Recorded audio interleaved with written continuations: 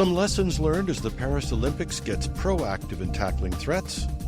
Elon Musk's GROK offers convincing fakes without guardrails, and a new open-source deepfake video software forces us to confront this new threat. Welcome to Cybersecurity Today for Friday, August 16th. I'm your host, Jim Love. In the 2024 Olympics, cybercriminals predictably seized the opportunity to exploit the event's popularity. But as we covered in other stories, there was a real emphasis in these games on being proactive, with the authorities in France trying to head off attackers before they could exploit any opportunities.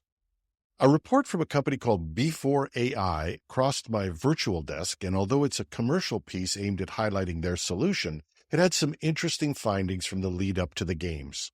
Key findings from the report included domain abuse. Researchers identified 166 unique domains using tactics like keyword stuffing and typo squatting to mimic official Olympic sites.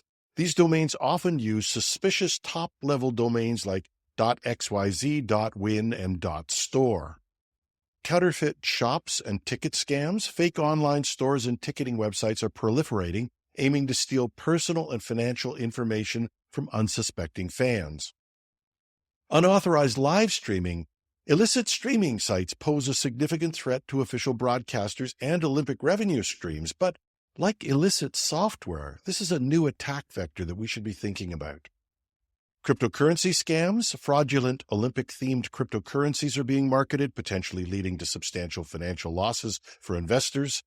Betting fraud is another. Some domains were attempting to collect financial information through fake Olympic betting platforms. The report emphasizes the importance of proactive measures in combating these threats. As the report stated, disrupting or taking malicious infrastructure down completely before it becomes live can halt the campaign in its foundational stage before it has a wider impact on the general public.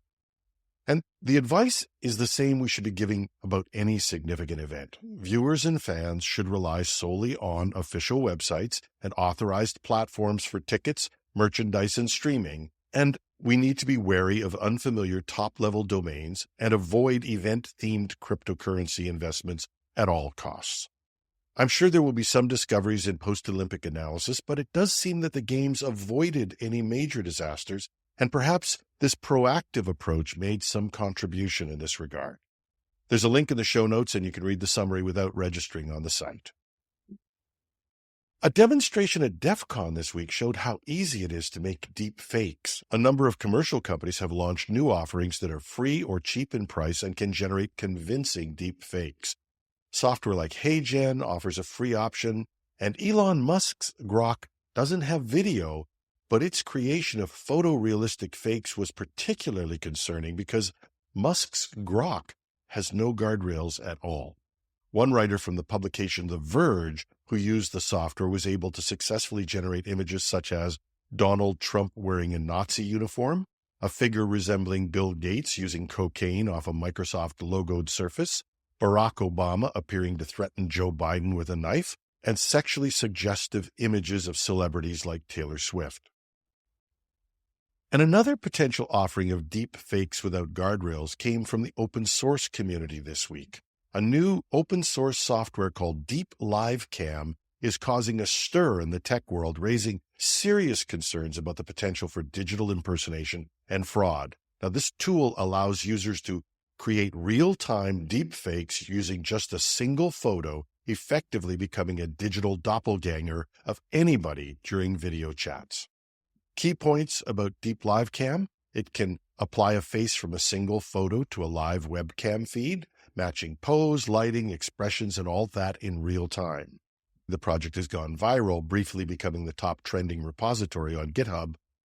While not perfect, the results are convincing enough to potentially fool people who aren't intimately familiar with the person being impersonated. And the software combines existing AI models for face detection, swapping, and quality enhancement. This is part of a larger trend in deepfake technology becoming more accessible and user-friendly. The development raises significant concerns about identity fraud and digital security. We've already seen instances of deepfake technology being used for financial scams, including a recent $25 million heist earlier this year.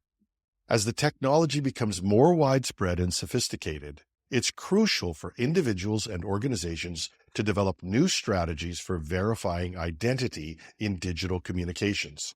Some are suggesting simple things like the use of safe words among friends, family, and even in corporations to confirm identity in video calls.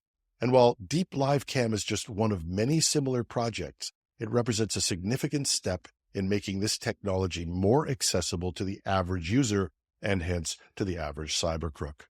As we move forward, we're going to need to grapple with ethical implications and potential misuse of these powerful tools. That's our show for today. Our Week in Review panel will cover some stories from this week and an in-depth discussion on deepfakes.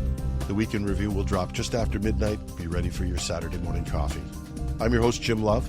Thanks for listening.